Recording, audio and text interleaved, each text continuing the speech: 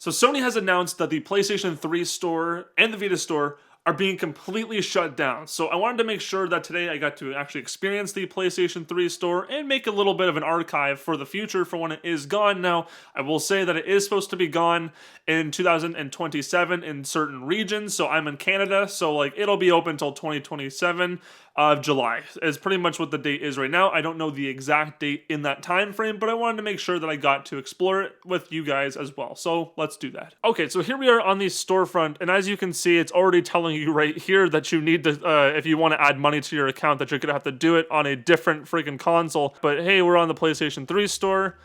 And it's bringing back some nostalgia, I will say. Best of PS3. I bet these have not been updated in a very, very long time. That's one of the things with this console and just general was these storefronts were really just abandoned pretty much for a long time. Even like many, many years. I'd say even like 8 years. It's probably been a long, long time since they've actually had like any real sale of any kind on the PS3 or even the Vita. I know the Vita has almost just been completely abandoned, which makes sense considering they're shutting them down, but it still sucks to see. And would you look at that? They got Sonic CD on here. Definitely a more uncommon title to find. If there's any games on here that you guys recommend I check out, make sure to let me know down below as well. I'll make sure to check some of them out while it's still up, of course. So the absolute last date for any region. So it says in Mexico that Mexico is going to be shutting down next month, apparently. But around the world, the actual final global date is July of 2027. And that's when the storefront actually will go down along with the Vita as well. But it's kind of sad to see the way that this is all going, if I'm being honest, but we did get a really good run out of the PlayStation as well, because if you think about it, the PS3, the store's been up pretty much for almost 20 years.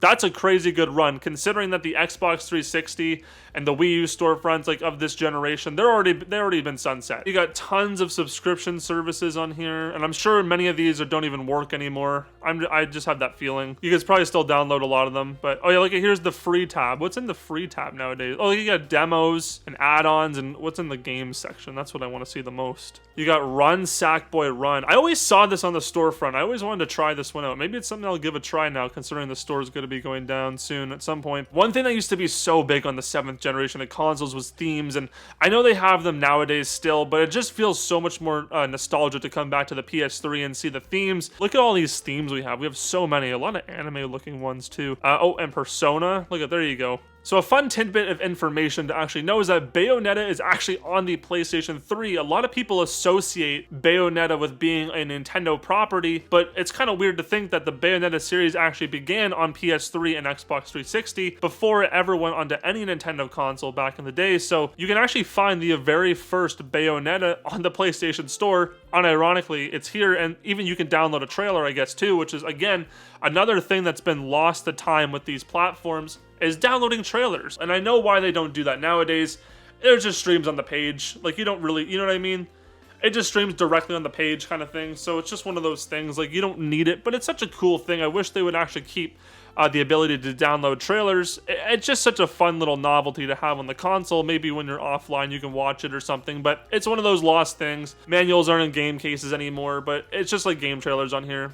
It's just a lost form of art, I guess. And would you look at that? The new section is completely grayed out. So that's a good sign. Don't you love that when the new section of the store is just completely gone?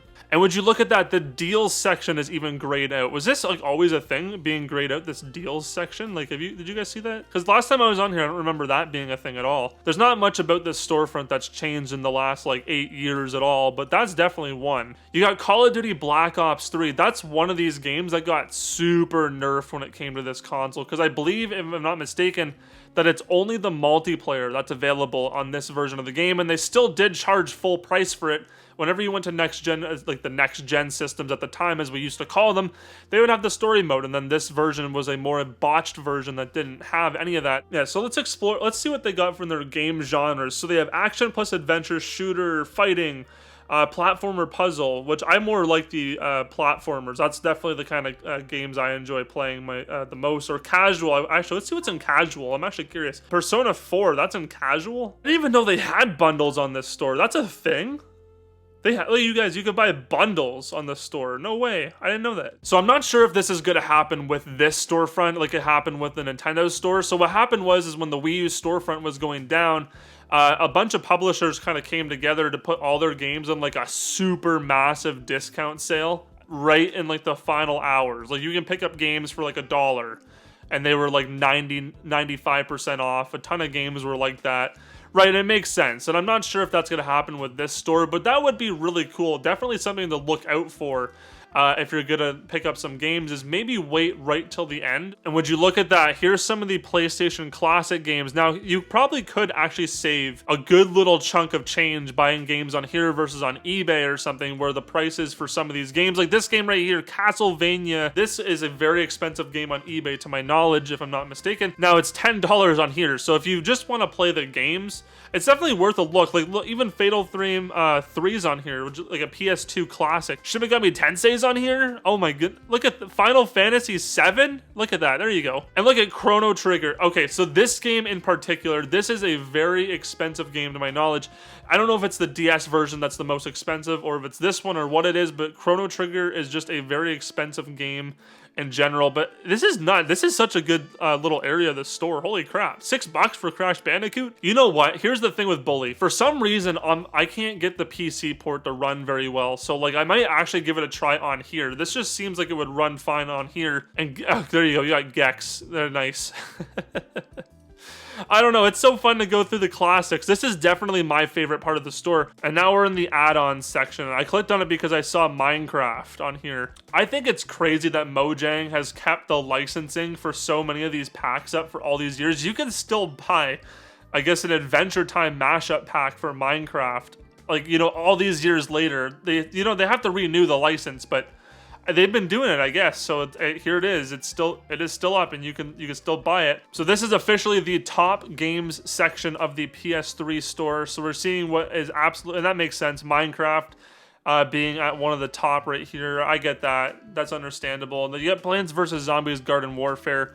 That's definitely a pretty fun game. I was actually playing that like last week. Definitely very fun if you haven't tried that. And it got Grand Theft Auto 5, but the PS3 edition, I think it's crazy that this game has spanned like 3 console generations now. You have it on the 3, the 4, and the 5, and most likely they'll probably do some kind of port to the 6. So we'll see if it makes it over 4 console generations. Comment down below if you think GTA 5 is actually going to be on a PlayStation 6, because I know they're putting GTA 6 out. I don't know if they're going to just completely neglect the game after that game comes out or what they're going to do, but who knows? We'll see. Let me know down below what your thoughts are. Some of the prices of these games are just absolutely ridiculous. Call of Duty Black Ops 2, after all this time, is $66.99. That's crazy talk. Like, that is insane. That's like a full price game after all this time. Like, that's what I mean. Like, they just don't have sales. I really think that 2018 or 2017 was kind of like the nail in the coffin for this storefront. Ever since then, of course, it's been up, but it's just had, like, again, the nail in the coffin. Like, they just haven't done any sales or nothing for it. So yes, the PlayStation 3 store is shutting down, but I do think it is worth a look before it is gone. Again, July of 2027, so you do have a year if you're in the North America region, but if you're in Mexico, then it's next month. That's one thing to keep in mind if you're watching, but I don't think anyone from Mexico is watching. At least if you are, comment down below, let me know. But I will say it is worth a look on the store because the PS2 and the PS1 classics are definitely a really good value actually compared to what they are on eBay for the physical versions. So that's definitely worth a look on the store. But other than that, there's not too much going on that storefront. It hasn't been updated since 2017 really. So anyways, that's pretty much all I got for you. If you liked the video, make sure to give it a like or dislike it. If you disliked it, comment down below your thoughts. What do you think? Are you going to check out the PS3 store before it shuts down, or is this just kind of it for you and that's about it? You know, let me know down below. I'll make sure to read it, and I'll see you in the next one.